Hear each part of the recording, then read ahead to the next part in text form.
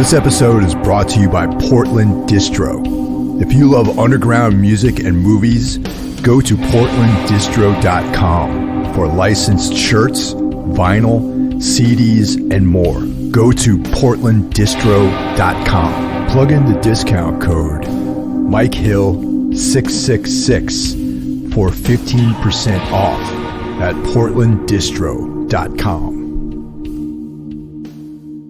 Greetings, everyone. Welcome to another episode of Unholy Passion. How's it going, Ralph? Are you enjoying your summer vacation? Yeah, so far so good, Mike. Thanks for having me again. Hello, everybody. The summer holidays here. I'm 3 weeks in, 3 weeks to go. Watched a lot of stuff, read a lot of books, and made a lot of music. So can't complain. Anything of note that you've checked out recently?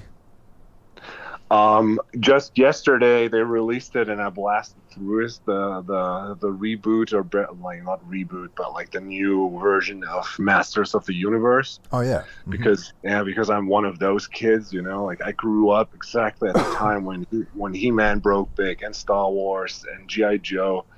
And like, as I said in earlier talks we had, my father encouraged everything that had something to do with the American culture.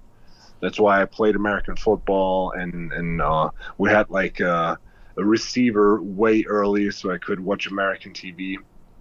And He-Man was like one of the things that I loved most when I was a kid, and always followed it and had all of the toys. And then there was this great reboot in it was actually, I think, in 2000. And it had like 2 seasons and it was fantastic, and then it got canceled. And now Kevin Smith has rebooted it again, being the nerd and the fan that he is. And yesterday, Netflix dropped like the first season, which is only 5 episodes, and it was fucking great. I loved it. Yeah, I got to see that. I'm a big follower of Kevin Smith's. I listen to his various podcasts, and I'm not a fan of every single film that he makes, but I like a lot of his work. So I'm interested in checking this out. It's definitely like a nerd thing for fans, made by fans for fans. Pretty much the first episode is just like cranking like all these characters that haven't been in the original cartoon, which have just been like added in like comic books or something. But like there's this, He-Man has one of the biggest action figure collectors thing going on. So there's like every Comic-Con there will be new interpretations, side characters that are like appeared now and then. It's almost like Star Wars. And now they finally appear like in the actual narrative in the show, and that was fucking cool, man. And I loved it. And dude, the voice cast is out of this world, man. It's surreal.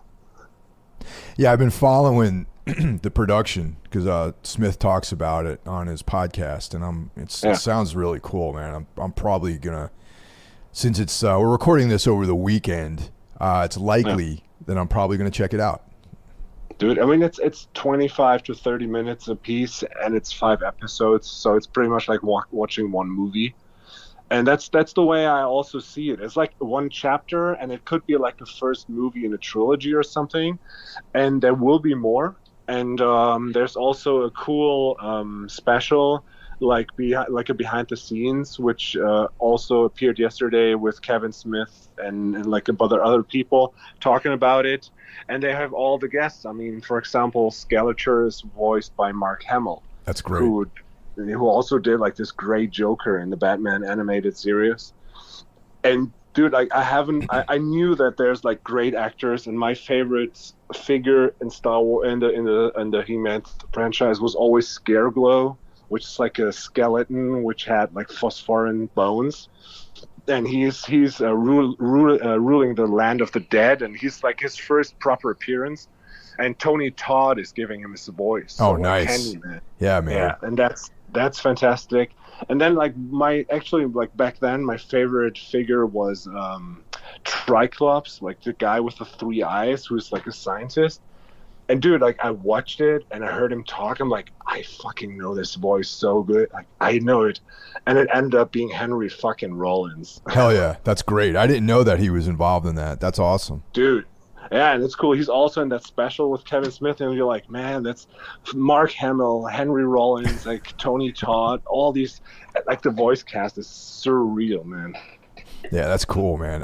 Another Kevin Smith tie-in is his studio in Keensburg, I think it's in Keensburg actually, is like about 5 minutes away from our practice space down Nice. in the down that part of Jersey.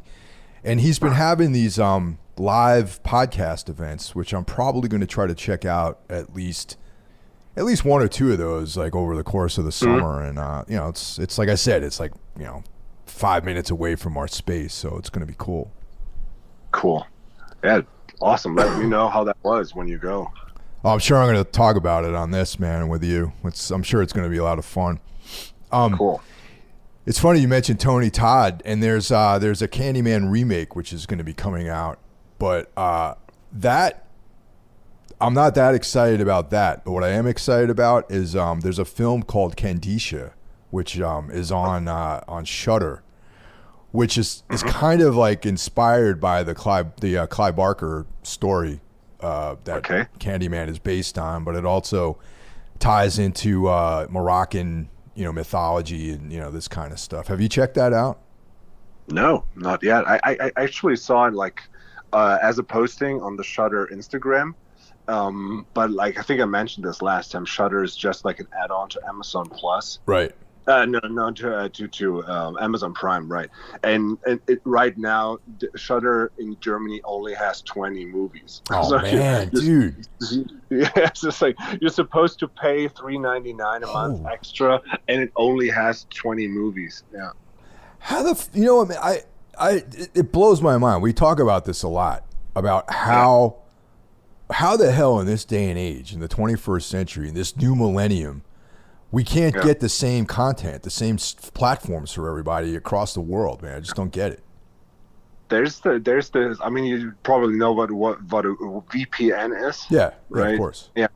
So there's like, as I mentioned before, I watch pro wrestling, and there's this YouTube channel that always like talk about behind the scenes stuff, and they always have like these sponsors of their videos, kind of like you also have for the podcast. And they have like one VPN where they like, okay, this is the VPN we use. And then they show like an actual comparison to, okay, so here's the Netflix in the UK we get. This is the Netflix account of a buddy of ours from Germany. And now we add the VPN. Let's see what they all have. And it's insane, man. There's so many videos blocked. It's also like if Danny and I compare it, just because of our like preferences, she gets movies that I don't get in Netflix, and we live like 5 minutes apart from each other. And it's just because of like, okay, we only offer, I don't know, maybe 1,000 videos, and it's based on your taste. But like if you punch in like a name on Netflix, it shows you like as a search result the product, but it's not there. So it is listed somewhere, but I just can't access it. Wow, damn. That's blows my mind. And to make this even more enticing, Candisha is it's a French film, and it's directed by the team that brought us Inside, that French extreme film. It's it was Julien Maury and Alexander Bustillo. Nice. So this is like that dragged me in right away because I think Rennie told me about it actually. Yeah, it was Rennie. He's always like 2 steps ahead on what's new and exciting when it comes to films. And he's like, yeah, it's the people that did Inside. So right away I was on board. And I think it just went up this past week. But so yeah, then I again have to do like the way I usually do and go to this illegal site and stream it because it's the only it's I mean it fucking sucks, man.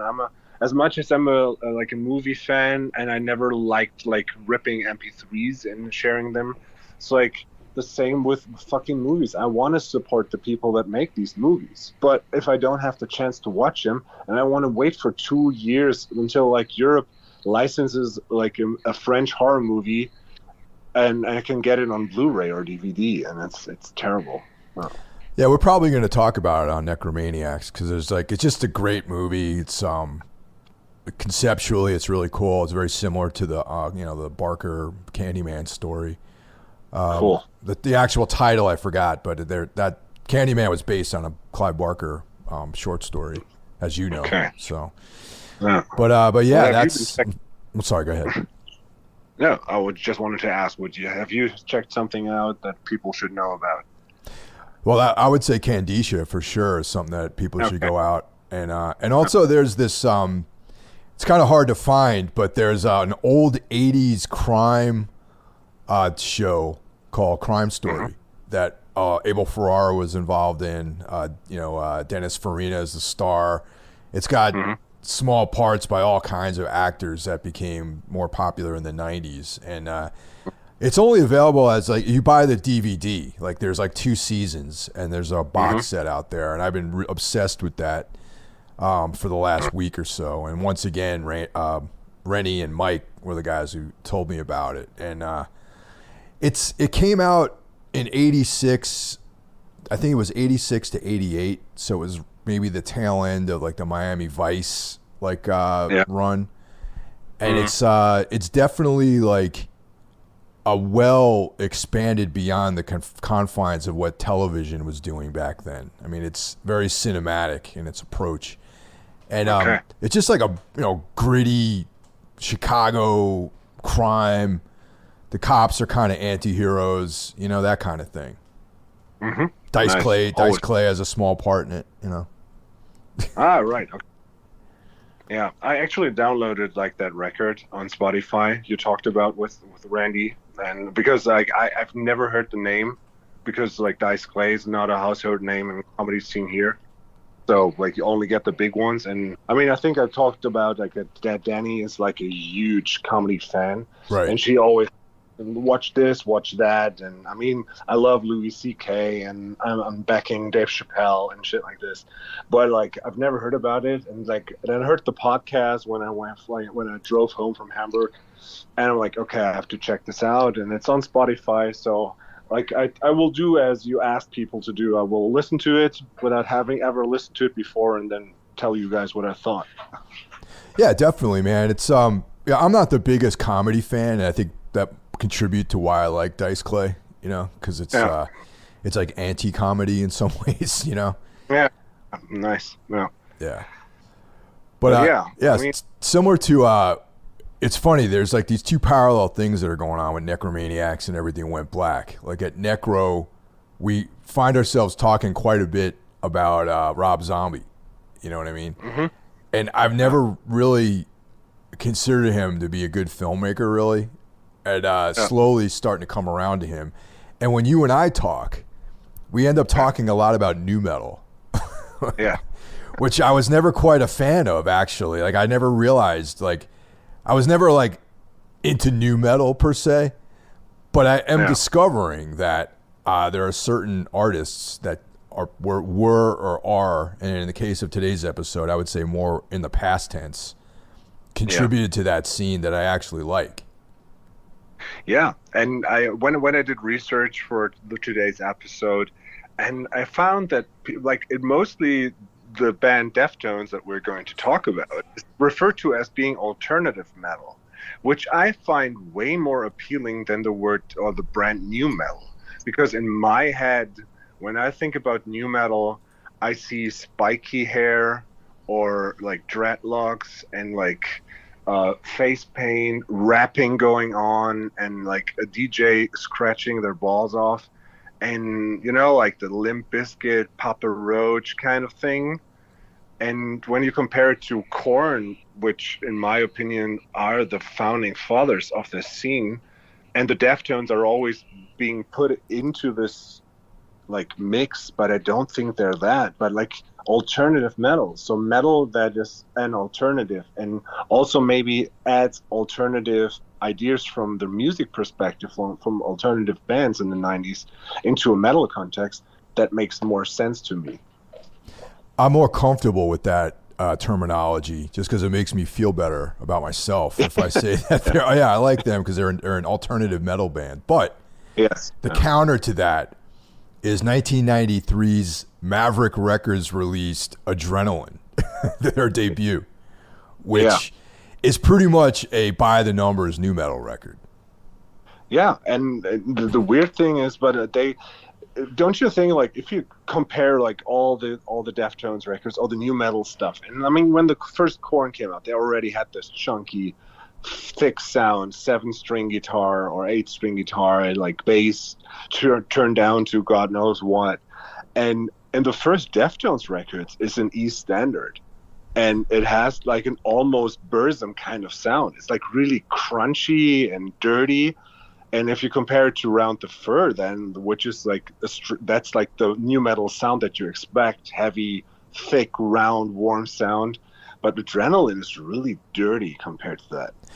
Right, but the songs, sonically, I agree with you that there's a rawness Yes. to it. It's like the sounds on the record are very raw, but Yeah. the actual song structures and the songwriting kind of follow Yes. that template of what. I'm not even saying that they followed what Korn did, but they arrived at the same result. Yes. Possibly on an independent path, but the songs have that like very typical. And I mean, and also those guys are probably what, like in their early, like 21 when they made those records, that record rather. Yes. Yeah. And they had the eyeliner and all that other stuff too. Yeah. And I mean, but they're still there. Also, Chino Moreno was still doing more rapping. And I think like on Around the Fur, he found his voice, and with White Pony, he was comfortable using it more.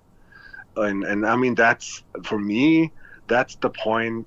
Like besides the great songwriting this band has, it's just Chino's voice is so outstanding and so flexible, and makes it that much more like interesting and appealing than, for example, Korn or System of a Down or something.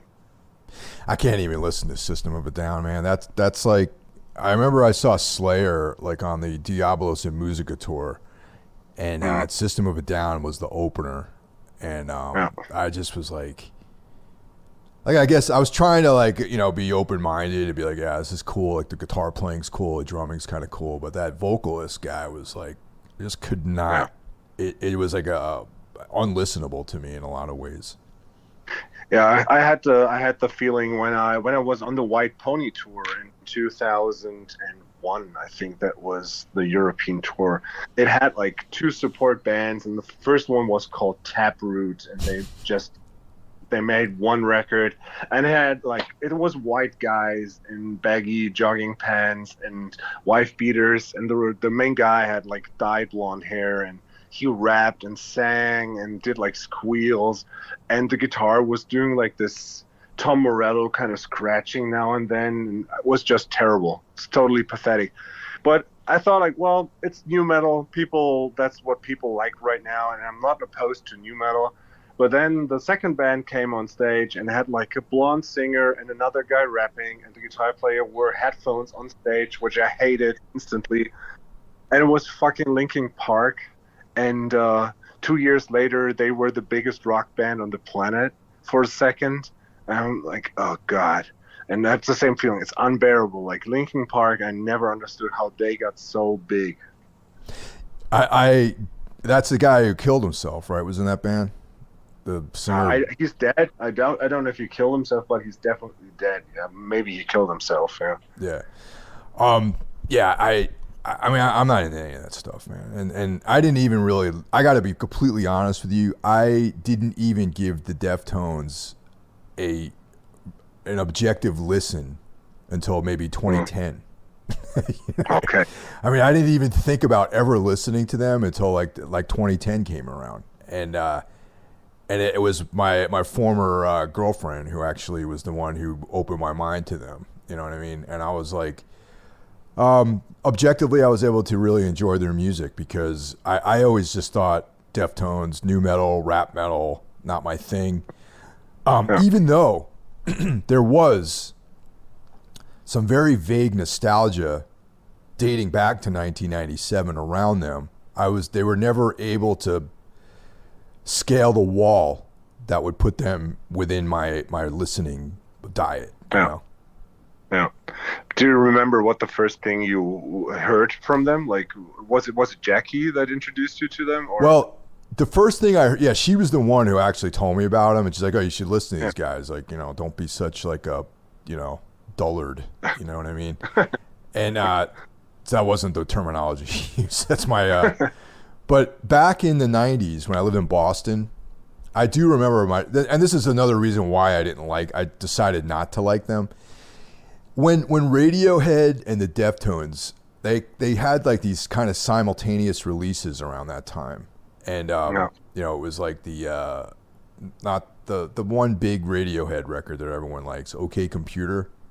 Yeah. You know, everyone was going nuts about it, and at the time I was living in a house with like, you know, more or less 5 people living there, and then it was one of those houses where like there was always someone sleeping on the couch, or like some dude to be like there that you don't know with his pit bull or something, and then like, you know, this guy would live here for 2 months and he'd move and his room would be taken over by some other dude, you know, or there'd be bands staying there all the time. But it was mainly like 3 people that lived there, 3 or 4 people that lived there for the duration of the time. It was, you know, me and my mortal enemy Dean Bottalonis lived there, and EK from I used to be in Warzone and Sick of It All, and Al Garcia, who's, you know, was in like American Nightmare and like a bunch of other bands. So we all lived together at this house, and Dean was the guy who, you know, he used to be in Wrecking Crew and all 454 Big Block. So he was like this tough guy, hardcore dude, you know, and he turned this page in his life where now, okay, I'm like the indie rock guy. Like I want to, you know, make money playing guitar. So I want to model my new bands after all this like successful music that's going on. And that's how I found out about that. I think it was around the Deftones record. Mm-hmm. Or it might even have been White Pony at that point. Yeah. So that I would hear that being played in the house, and I was like, this is kind of cool, but these like poser type roommates that I have are into this record, so I don't like it. You know what I mean? It was one of these like very immature, you like it, I hate it kind of vibes that I had about Deftones, which carried into my true adult life. And it wasn't until I was like almost 40 years old that I actually opened my mind enough to listen to their music. Yeah, but that like the audience a band has is sometimes really, it's also for me making it hard to like the band. And I mean, I saw Deftones play live a bunch of times. I mean, I saw them the first time on their first European tour at IZ Bielefeld, where you also played with Rise and Fall way back with Tombs. Mm-hmm. So it's like this anti-fascist little squad thing, and I still have pictures of that. I mean, I saw them play big stages and also on a festival. But it's like, I love this band and I hate most of the people that are around me watching them right now. And it's the same with New Model Army. It's like a friend of mine said, like the greatest band with the worst fans, because New Model Army has like a lot of these hippie kind of dudes and dudettes, you know, like wearing like, I don't know, like dreadlocks with jingle and bells in it, and you know, coming to the show barefoot, and like there's always the pissing contest. I have a band shirt from the tour in 90s something, and like, no, my band shirt's over, and the most important thing is never wash them before you go to the show. Oh man, it's terrible. I know that. I love that. I know that smell, man. That's like, there used to be this festival down in Philly that was like, I went to it a couple times. I saw like Totalitar played there and World Burns to Death and, you know, a bunch of those bands. And that's the crowd that they offer this style of music that attracts people who don't take showers and are dirty, basically, you know. And it's like, okay, well, I like to shower, and but I do like the music, but you know. Yeah, of course. Yeah, I mean, Hellstrom, like my crust band, we only played venues like this, and I love to. We played with Victims, we played with From Ashes Rise, and all these bands, and I always liked them. But like From Ashes Rise, they had hotel rooms booked, you know, like they didn't want to sleep in those quads anymore, and I'm like, I can totally see why, because I like to shower at least once a day, if that's possible, please. But yeah, I mean, they have an alternative lifestyle, and like taking a shower is not always like the main priority. Yeah, I just never understood the lack of hygiene. You know what I mean? It's just like I never was able to comprehend that, you know. But hey, man, you know, it's the man. making and cleaning products, and we're rejecting corporate society and all that, I guess. Yeah, while they were drinking the most connoisseur beer there is, and it's like, and smoking cigarettes by like some minor industries. It's I don't know. Like, we can always find like a problem with anything if you're like thinking clearly. And I mean, I have so many people I know that are crust punks, and I always I like them, but yeah, the crust punk hairstyle and smell style, if you want to call it this, is also not really my cup of tea. Yeah. Well, one of the things we were talking about is nu metal and Deftones, and I remember in preparation for this, this show, this episode, I listened to an interview that Chino did with some outlet, like way back in the day, like when he was still wearing eyeliner at the time. And his comment was, even at that point, before Around the Fur came out, he was trying to differentiate what they were doing from the other bands. And one of the things he said is that we don't focus on like suffering and depression in our music. It's about like, love and relationships and, life and stuff like that, which I thought that was very interesting. And then I started thinking about that.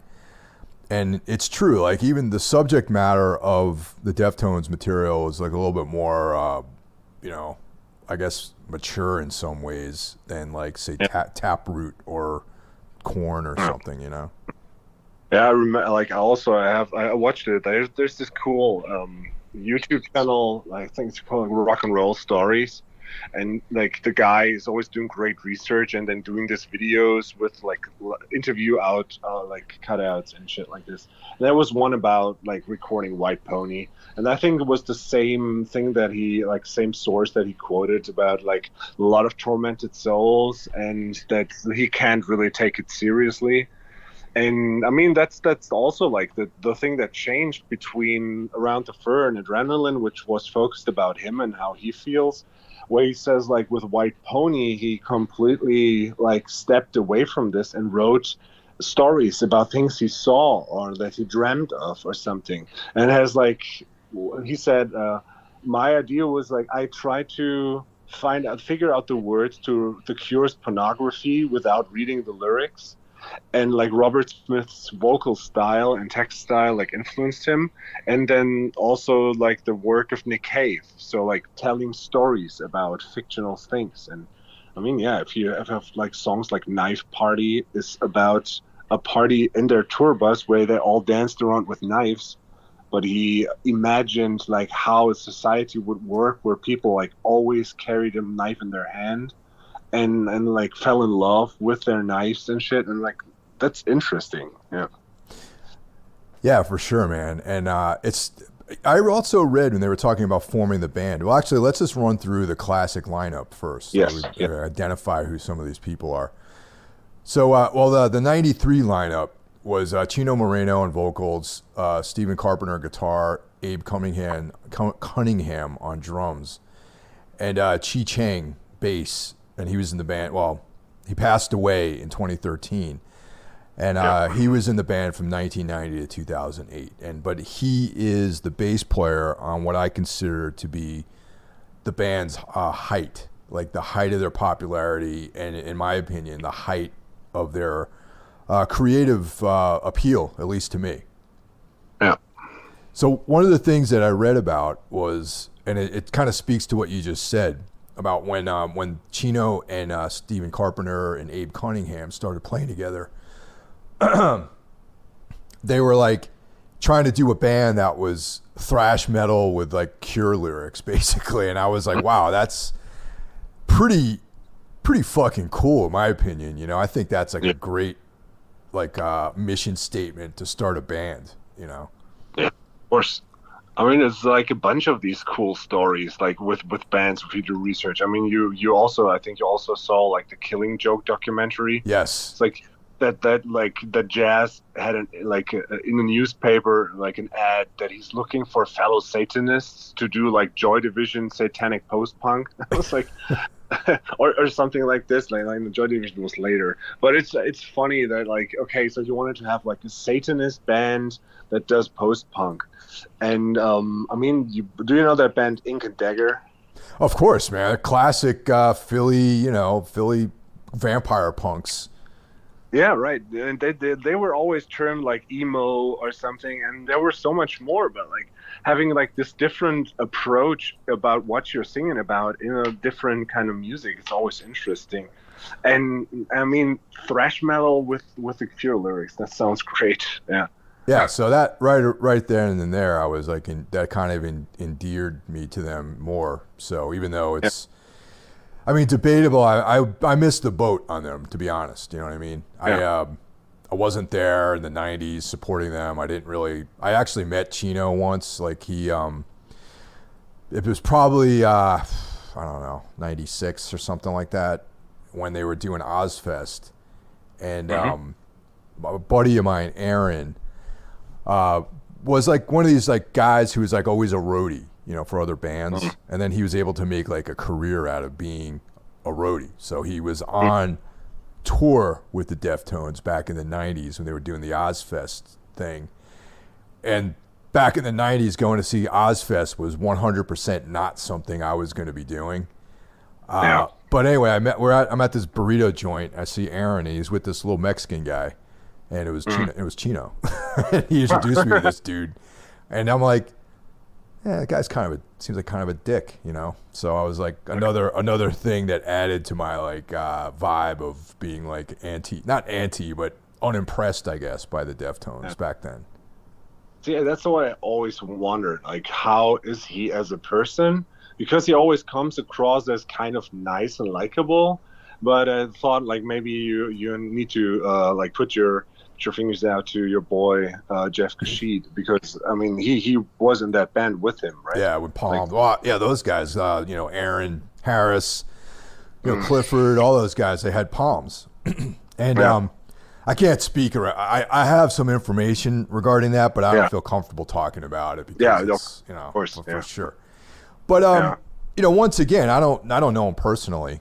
I don't have anything to go on except for that 40-second interaction with him on the line ordering burritos, and the music, and that's really it. So see, the thing that like I mean also like in my point of entry episode on Metal Matters and like several other occasions, I always consider myself being like a pop music kid. Like I grew up with punk and metal and everything, but like before that was pop music. And I think whatever I do in bands always has like a pop appeal, in the sense that I try to have like real proper songwriting with like bridge, verse, and chorus shit. And I just like melody and harmony. So I mean, we're like you and Randy talked about it, and we talked about it. I also love noisy kind of terrible music, like Godflesh and Swans, the early stuff.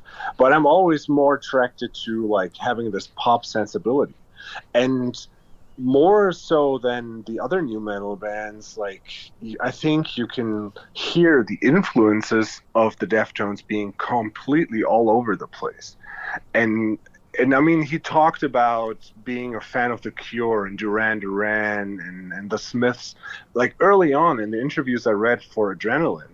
But like with Around the Fur and later, especially with White Pony, these influences got bigger and bigger. And I remember like when I read an interview, like, so what were the influences for White Pony? And he said, well, we wanted to have a mixture of Meshuggah, the Cocteau Twins, and Faith No More. I'm like, that's a wild thing, but I can see that.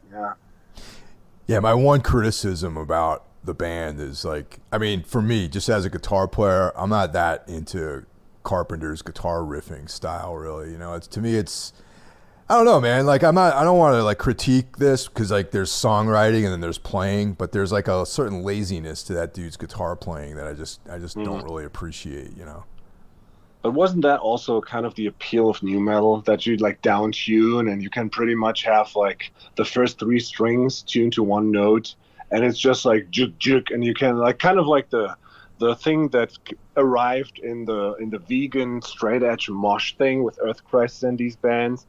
And then I think, like, for me, I mean, before new metal was out, I was already into like these vegan hardcore bands, and it was kind of blending into each other, and that was also seen later on with like, I wrote like something down here that the 90s, when new metal broke, or alternative metal, was like the time of guest vocal spots, because I mean, we have on White Pony, we have Maynard Keenan of Tool singing on Passenger.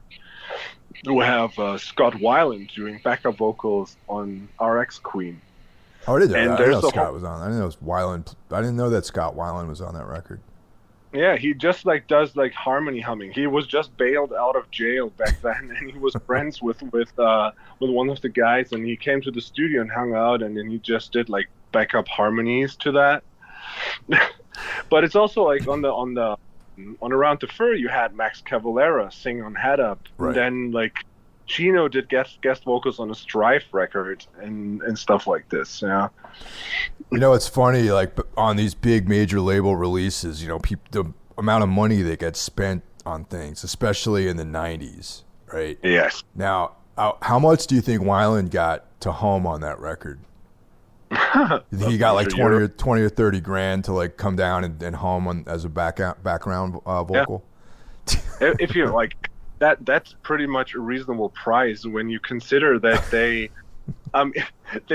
they recorded Round the Fur in 2 months while writing a bunch of the stuff in studio. But White Pony, it took them 4 months, and was just for the music. And then like in this video that I saw, like Chino said, like, yeah, I mean, the worst part, like the best part for the studio and the worst part for a label, was that the studio had a TV and a PlayStation with Tony Hawk. And they just hung out for days, just played video games before they went back to work. So it took them 4 fucking months to make a record. And I mean, they wrote half the stuff, including the lyrics, in studio. And I could never do that. I mean, the lyrics, man. Like I could see writing music in the studio, right?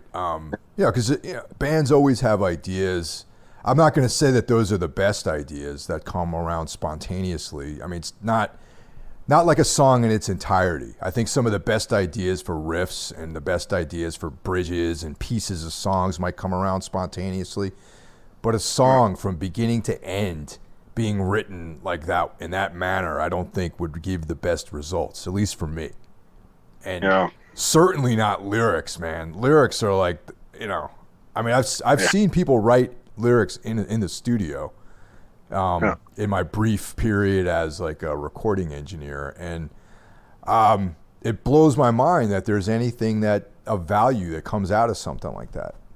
Yeah, I couldn't do it either. It's like I need in so much time drafting, redrafting, and adding. It's also like editing the songs in the. I mean, the new author stuff is like pretty much we wrote it by sending like files back and forth, but it always, for me, before a song is finished, it needs the treatment in the rehearsal room so we can see, okay, this works, and you did this chord wrong, but it sounds great, so let's keep it.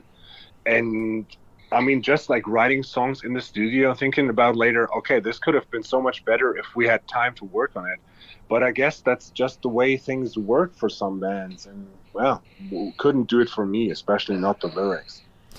And I mean, I wonder how much of that's true, though. Like, I wonder if Chino had a notebook with ideas in it, and they just edited them together in the studio, and was like, "Okay, I wrote them all in the studio." I mean, that seems more likely to me.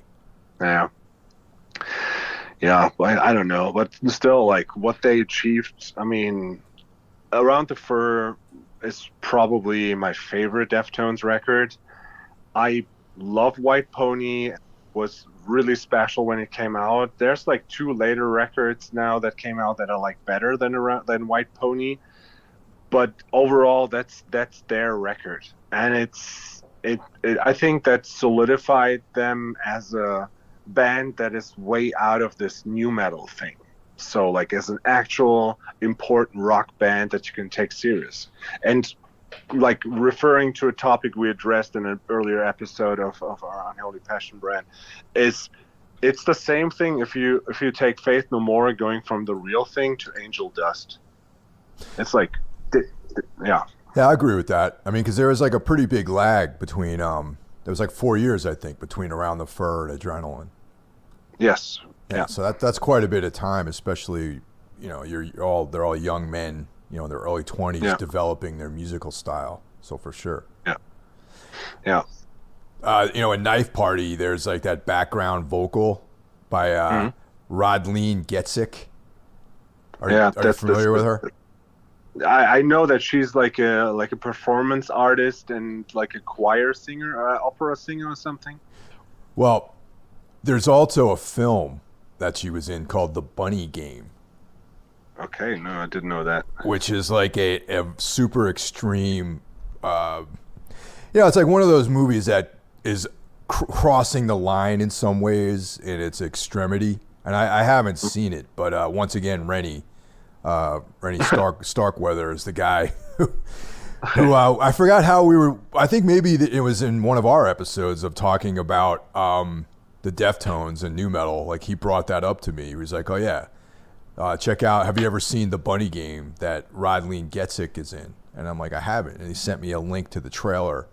And there's like, I think on IMDb, there's this extensive, like little mini doc about the film and how far out the filmmaker is and how Getzik was like really into the role, and it has to do with some pervert trucker guy preying on women, and there's like rape scenes and abuse and all this stuff, and I'm like, good for you, you got to make film like that. That's cool. Not something I really want to sit through, to be honest, but it was intriguing, because like, I don't know, I was like, wow, you see people appear on these records and you don't realize that they have all these like stories behind them sometimes, and it's just like, oh, Rodleen Getzik is in some extreme horror films. Interesting. Nice. Yeah, I mean that's also the appeal that Chino has to me as just like a fan of art, like also with music. He's one of the guys, also like Mike Patton, that still like has an eye on the pulse and like has like newer bands. So I think Chino did a song together with Chelsea Wolf at some point, and it's just like, I mean, the guy, I don't know, like how old is Chino Moreno now? He's got to be in his 50s or 50 maybe. He was born in 73. Oh, okay. So he's getting up there. Yeah. But still, like, I mean, as a band in that realm, also like when he started Palms or like joining Team Sleep and these bands, he's like interested in this art form of music, and that's what always made him, to me, I don't know, like they certainly had their point of being rock stars. I mean, after White Pony, they all got fat because they were just like doing drugs and all the time. And I mean, that's like a case with a lot of newer bands that have been influenced by the Deftones as well. And like, if you can see, so they're doing something in a niche, and like they growing out of that niche and getting bigger, and then they're becoming successful and kind of lazy. And that for me is like the typical thing that happened to the Deftones, because after the success of White Pony, is like, how do you follow up a record like this? And I think like the same title Deftones record after that is not really good, and even more so the Saturday Night Wrist one in 2006, they're just not good. But they, to my opinion, they found their strength back with Diamond Eyes and Koi no Yokan, like the 2010 and 12 records. They are the ones. When I wrote this down, I thought about the Halloween franchise. So that it's like, okay, they should have done like these two records right after White Pony, but they had like these interim movies like Halloween 5 and 6 or something. Like things you kind of didn't want. Like you can still see it's the same branch and it's the same brand, but you kind of don't like it. And it's the same with there. Like there are good tracks on both those records, but then like for me, I had given up on them. And then someone told me, dude, like Diamond Eyes, the new Deftones is amazing. I'm like, okay, I'll try it. And it really blew me away. It's really a good record. And Koi no Yokan even more so. But after that, like the two records after that, to me, are complete horseshit. Yeah, I was going to ask you about that. Because I don't really know anything about them post White Pony. Yeah. I mean, I know they have records out, You know what I mean? And Yeah. you know, and I know that I saw the video for that song Minerva, Hmm. and That's a good song. Yeah. it is. It's cool. And I saw the video, I'm like, these motherfuckers have like a budget, man. Like they're shooting this out in the desert with like, you know, like all this like, you know, like the just a probably a legion of people to make a video like that, you know. Yeah. I mean, back then they were a gigantic band and they were successful. Look at how big Korn are still to this day. I mean, they're a different level band, but Deftones are still a household name. Um, and I can't say that there's any record or anything they put out that I completely dislike. It's just like the motivation, or maybe the I don't know, like being in, like having integrity in what you do is lacking with some of these records, where I think like, I don't know, they should have not done it. I mean, they started writing a record with Chi Chang before he had the car accident and went into the coma, and they completely bounced this because they didn't want to finish it. I was always like, it's almost like the Event Horizon thing where you wish you could hear it. But I mean, then the Quicksand guy entered the band. And Sergio Vega, yeah. Yes, right. And they had like Frank Delgado, the DJ, like being in the band full time. And I mean, they always, and that's what I like give them credit for, is they always did what they thought was right. But I mean, the problems Stefan, I think Stefan is his name, and Chino had, that started at on White Pony, because before that it was just Stefan writing guitar, and then Chino taught himself to write the guitar. And from what I understood was that on White Pony, the heavier tracks, they were all Stefan's songs. But Change in the House of Flies or Digital Bath are all songs Chino wrote.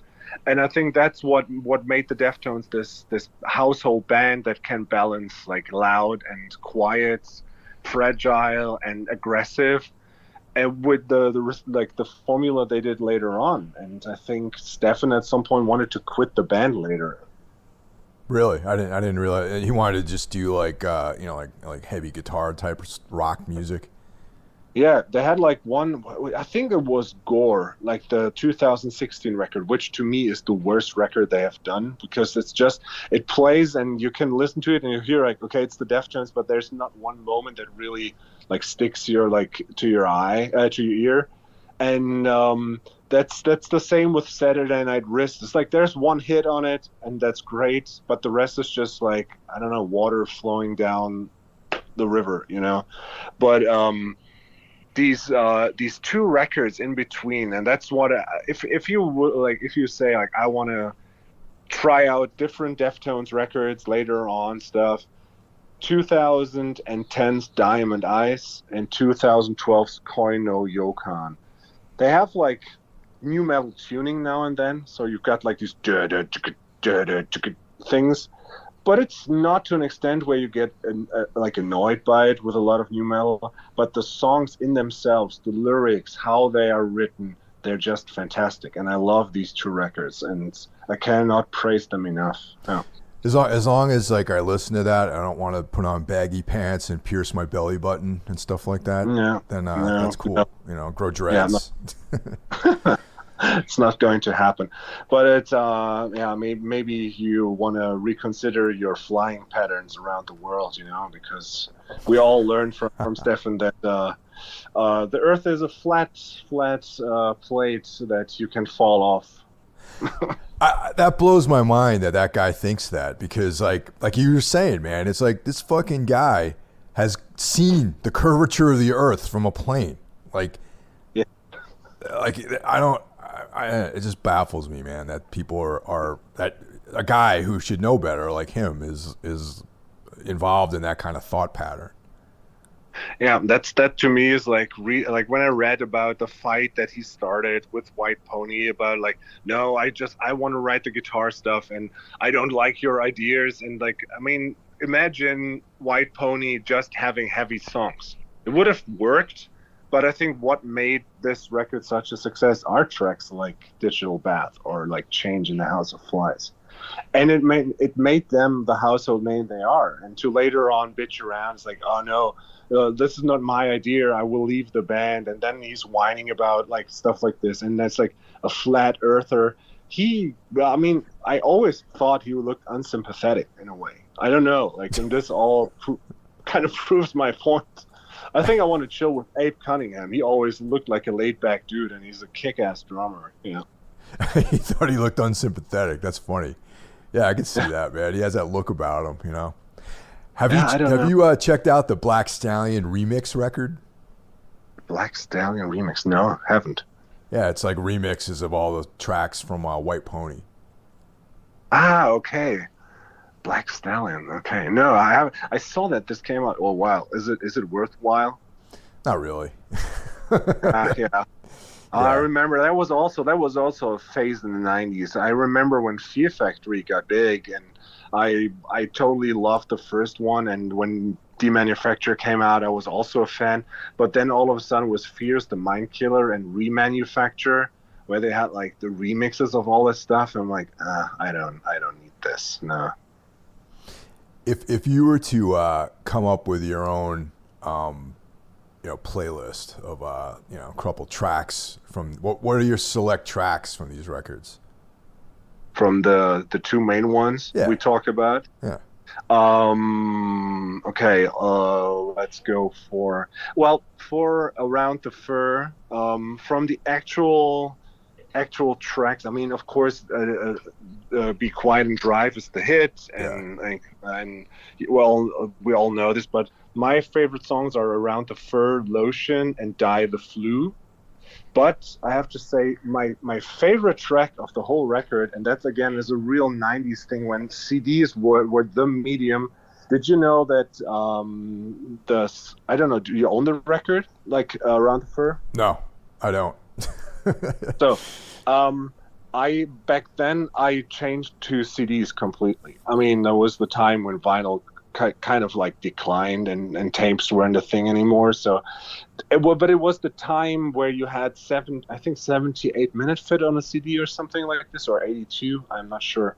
But it was the time of hidden bonus tracks. Yes. And there is a hidden bonus track on Around the Fur. And it's also, like, I just checked it out on Spotify. So if you play the last track, and then it's like half an hour of nothing, and then you have 4 minutes, the song called Damone, or Damone. And I don't know, and that's, to me, is the best song on the whole record, but it's like a B-side hidden way in the back of the record. Yeah, that song that actually would be on my playlist too, because like I only experienced this record I've never paid any money to own any Deftones music, so I just I have like MP3s and I listen to it like online these days. Yeah, but I mean, Be Quiet and Drive is a classic. Like that's that's going to go down in history as one of the greatest songs ever written, in my opinion. You know what I mean? I love that track. And like I said, I didn't even discover that. Like I remember hearing it, but I didn't really embrace it until maybe 10 years ago. You know? Yeah. Weird, right? Yeah. So that's on my list. My Own Summer. I like that song. Yeah. I'm not going in any particular order here. Mascara is cool. I like that one a lot. Knife Party. I like that weird vocal at the end, you know? Yeah, but that's okay. That's I just did the Just Around the Fur. So White Pony. Oh, okay. I have some more.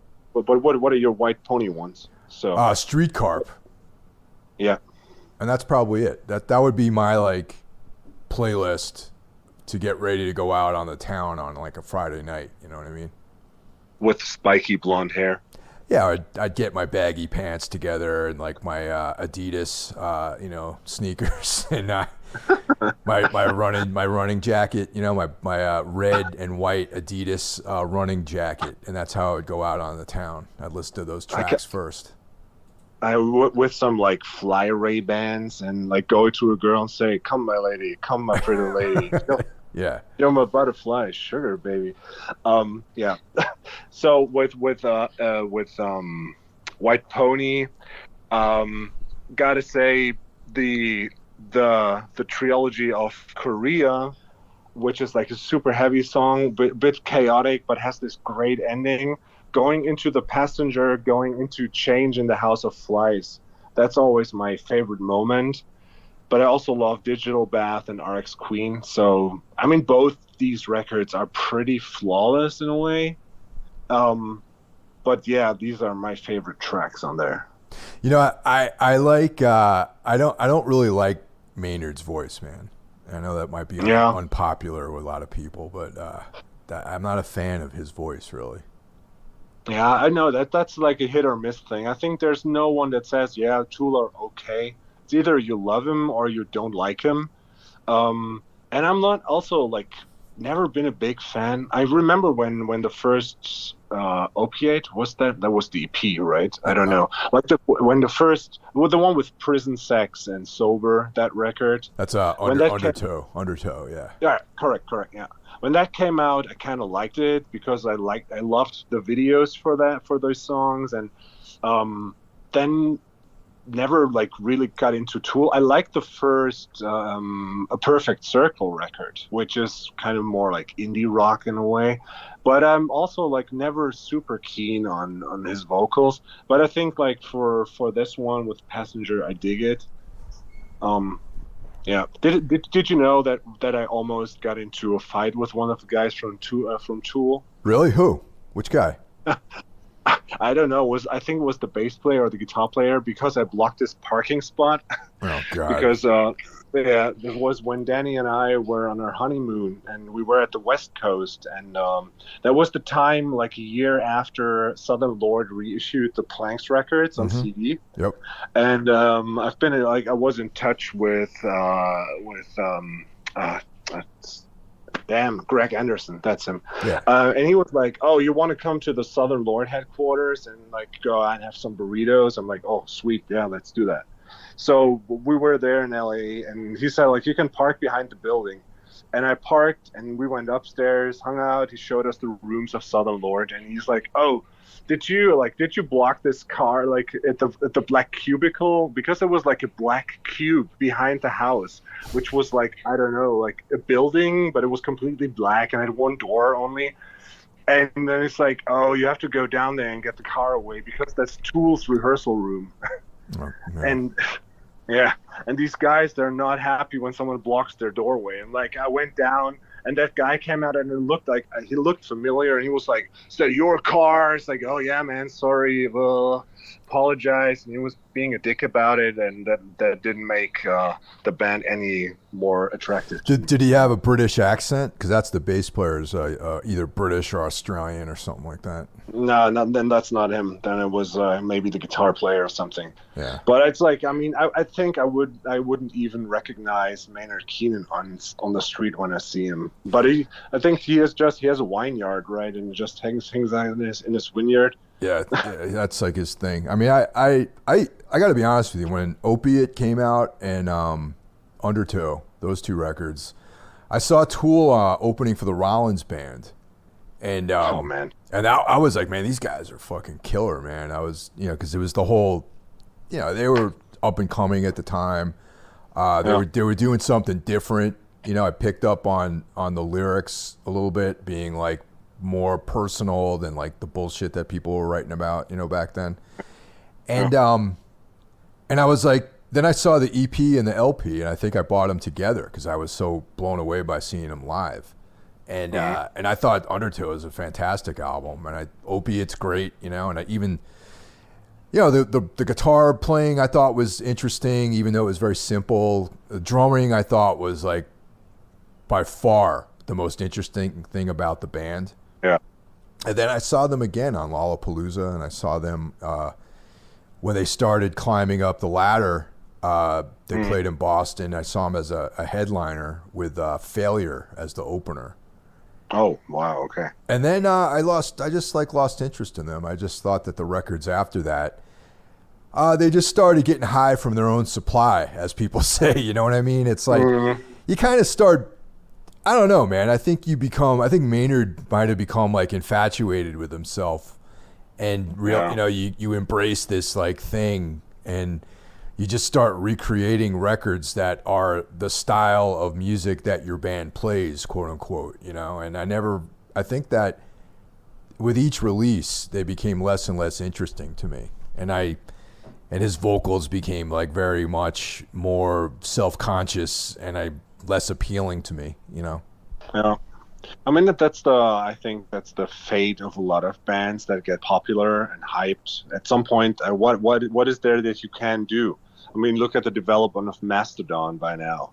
So when they came out, they were the hottest thing, and I had tremendous respect for them. Then they dared something, and they had success. And I mean, these guys never appeal like people I would have liked to hang out with, but I had respect for them. But over the years, it got like, it's always the same thing, but they try to be more rock and roll and something off and cool. But it's just, I don't know, totally boring to me.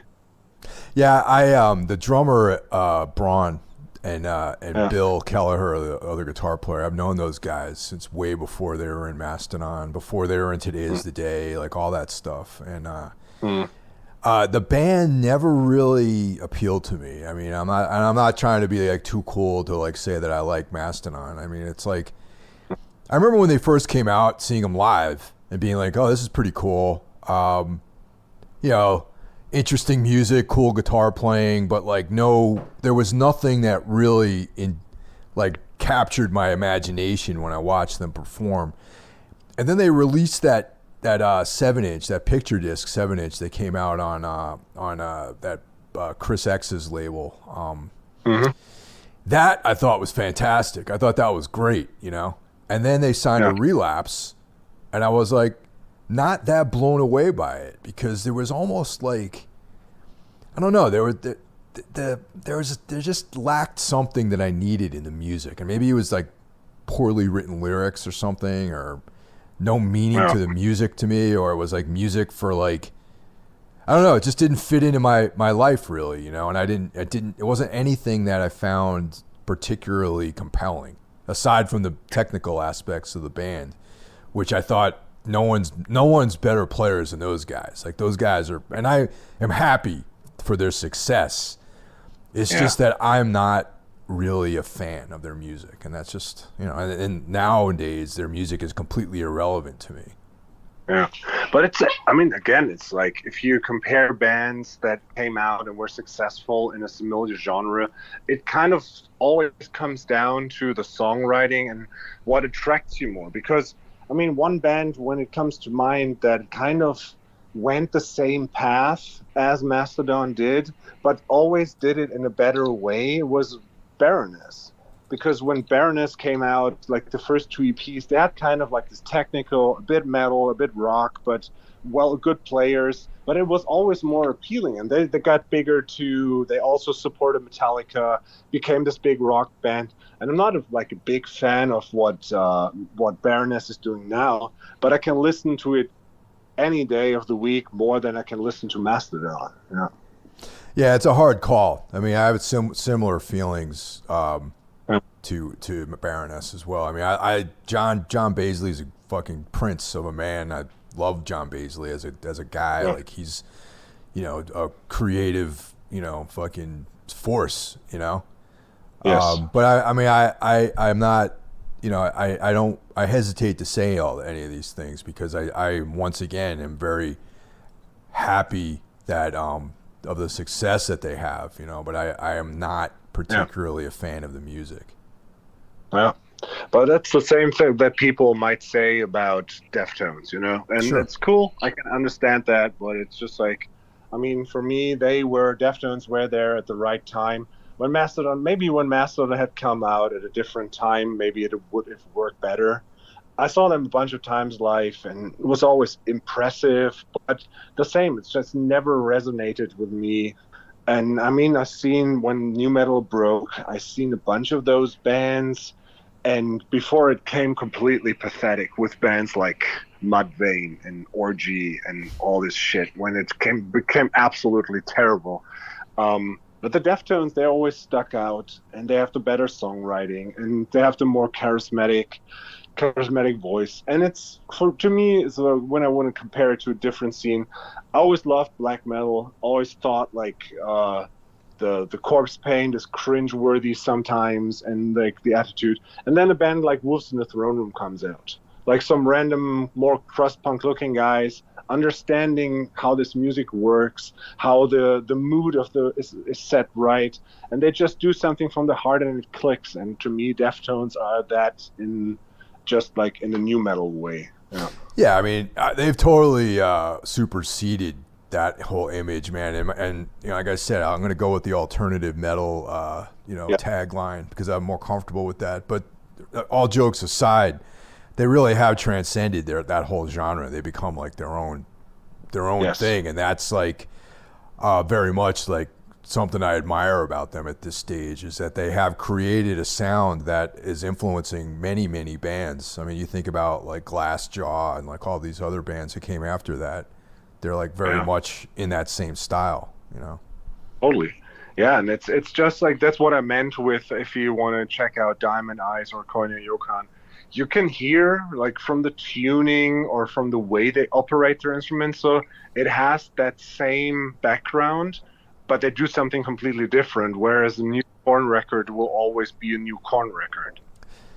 You know, it's funny that you touched on was like the straight edge hardcore 90s, you know, flirtation with new metal, which I 100% like fucking agree with, man. Like Earth Crisis, Slither, that record that came out on Roadrunner. Yeah. Specifically, that record has a new metal sound. Totally. But the most odd thing about Earth Crisis was when they they were on Victory, I think, until Gomorrah season ends, and then they got to Roadrunner for Breed the Killers. And I mean, when you think about Earth Crisis, you think about some militant vegan straight edge people, you know? And who did fucking guest vocals on that record? Phil Anselmo. It's like, is there someone that can be more off to Earth Crisis than Phil Anselmo? Well, I remember around that time, like in the they became like tough guys, sort of. Like there was they would tour with Marauder and like Madball and stuff like that, and that was like this kind of rebranding of the band. And like that, you know, there was like a press photo where they had like vegan leather jackets on and like gold chains or something like that, and I was like, I'm like, okay, this is a little bit different than the baggy pants, bandana, you know, vegan straight edge trip, you know, they had earlier. Yeah. But I mean, Gomorrah's Season is like that to me. That's the one Earth Crisis record I really like, you know. Yeah. And my understanding is that the infamous Jim Winters was involved in writing a lot of that record. Okay. Yeah. So, you know. See what I just like saw in my notes here when I wrote down like the 90s time for great guest vocals, hardcore metal. I mean, I had this with Max Cavalera and Chino on the Strife record, Phil Anselmo on Earth Crisis. Another band that kind of like is that blend of I mean, new metal always had like screaming vocals and clean vocals blended. Have you ever? I mean, I'm sure you know that band. You probably know the people. Do you know that band? Vision of Disorder. Oh, dude, I was exactly, that was another band I was going to bring up with like a new metal vibe, you know, that was like within the hardcore scene. Yeah. And they also did like the first one was pretty straightforward hardcore with clean vocals. But then the second one, Imprint, I still to this day, I really love this record. And it has like a lot of new metal, but also like a bit of this I don't know what you want to call it, like this escape artist kind of sound, you know, like this technical, more down-tuned, bit off-key thing. And that also featured Phil Anselmo on guest vocals. So pretty much Phil like ran through the hardcore scene and said like, hey, let me sing. Yeah, VOD was I when I was in 454 Big Block, we played with them, and they were all right. They were pretty cool. I mean, like I don't celebrate their music necessarily, but they they were like a typical bill would be like 25 to Life and VOD playing at like CT Bike in Connecticut that Jamie Hatebreed booked. You know what I mean? It was like that kind of thing, which was like way off to the left of what I was into. But they were a band that I've interacted with them like very, very briefly. But I mean, that was a band I was going to say, because I remember when I was working at Newbury Comics at the warehouse, like we'd put on music all the time, like and that record, the Roadrunner record that you referred to, and as well as the Earth Crisis record, were being played pretty regularly on the system there. And I was like, yeah, this is like a departure in some ways, you know. And like I said, it was like new metal, like Korn was big, and all this stuff was big, and it's just funny to think of like how, I mean, hell, new metal even touched Slayer, you know, on Diabolos in Musica. Right? And we had this before. Metallica, when they did Saint Anger, like the tuning they used and everything was like almost like new metal. And it's just like, that's the band that opened the doorways for everything. And then like they imitate the bands that imitated them, and it just comes out as something totally terrible. But then again, like I think one of the first real new metal records also was Roots by Sepultura, because with Chaos AD they already like opened the path to a more like easy accessible kind of metal. But then with Roots they had like the down-tuned guitar and stuff that in new metal was popular. And I don't kind of, even though new metal or like alternative metal was attractive to some point, I always hated Roots. I could never, like, that never did anything for me. See, I have a different perspective on Roots, because I think I'd like to think that Neurosis actually influenced that record. I can see why, yeah, totally. You know, and because that was around the time that Neurosis was, which is interesting too, because like Neurosis has like at that particular period, it was through Silver and Blood, had this down-tuned vibe, like tribal drums, definitely no rapping or funk influence, none of that was in part of that, but they had like the samples, you know, and all this like stuff, these like textures that would become really big in nu metal. And I almost think that the appeal of putting them on like these tours with like Soulfly and, you know, Ozfest and all this stuff, and well, Soulfly was later, but like, you know, that would have been like, oh, maybe we can sneak this band into the consciousness of these Korn fans, but you know, obviously that didn't work. But I think that Neurosis probably, and also knowing that Max Cavalera is a fan of good music, you know, probably took that into heart, was like this tribal aspect of the Neurosis music. And like, you know what? I'm a forward-thinking kind of guy. Let me put this together with what we're doing in Sepultura. And I kind of feel like the new metal comparison to Roots came much later. When I first heard Roots, I was like, oh, this must be because they toured with them on Ozfest or something, you know? Okay. Well, makes sense, yeah. Yeah. But I get where you're coming from, too, because it is, with the perspective of history, they definitely dipped way into the new metal sound, you know? Yeah, and then, I mean, when Cavalera left, he founded Soulfly, and that was a straight-up new metal band in a way. Yeah, totally. I agree with that, yeah. So I think that's kind of it, man. I think that's all we got to say about this topic, and it was bound to happen once again since we talked so much about new metal. Yeah, and now we will both have, like, more minus points on the traditionalist black metal elite list of bands. It's like, oh no, look at these faggots. They like I care less, you know. If anyone's got a problem with me, you know where to find me. That's also like always. I mean, I had interviews like this where with like these classic black metal outlets, and they're like, yeah, Ulfa is not a real black metal. And it's like, dude, I've answered this question so many times. If you don't want to consider us black metal because of the way we look, or that like a main influence on our songwriting is Portishead, I don't give a shit, man. Then interview your God knows like the 3 millionth copy of Mayhem. I don't give a shit anymore. So yeah, I'm totally unapologetic about loving Deftones. They're a great band, and I'm glad we were able to do this podcast about them. Well, actually, if you want to talk about true black metal, you know, like pop music and Mayhem, I direct everyone over to the What's in Your Bag, the Hellhammer, or not that Hellhammer, the Necro Butcher episode, where he talks about a lot of the same music that we just talked about being in his bag. So Yeah, and it's also like the first, I think, the beginning of black metal was pretty much like this is our punk statement against the death metal standards. And look at what happened. Like everything is so cliche and so standard right now that I'm like always glad if bands incorporate different influences and make their sound bigger in a way. I mean, it can go totally wrong. I mean, we both know black metal bands that we think is totally pathetic for what they do, but I mean, stubbornness can be cool, but it was never my thing in writing music. Yeah.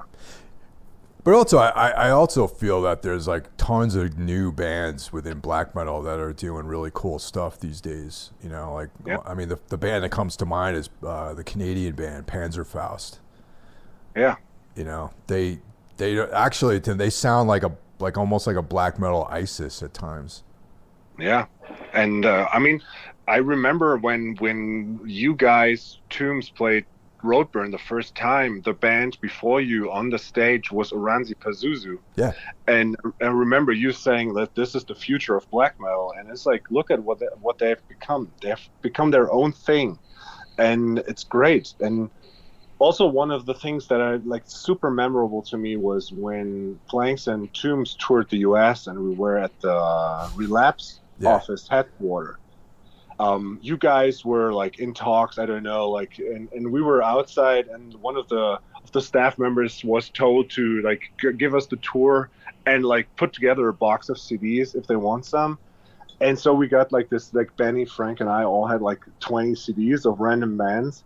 And one band was Horseback, and this Invisible Mountain record that came out, and it sounds like a record by Earth, like Hacks of Earth, just like with Xaster vocals on it. And I remember like the bleakness, and it was almost like desert burzum in a way. And to this day, I think this is more black metal than so much of the cliche black metal, and I like that black metal was able to take all these shapes and forms. Yeah, and anyone who's left you know, was hung in this long too, man. A really good source of interesting black metal music too is my buddy Jackie Smith's podcast, Into the Necrosphere. He always has like really cool like bands on there, interviews, his like demo, like, you know, reviews.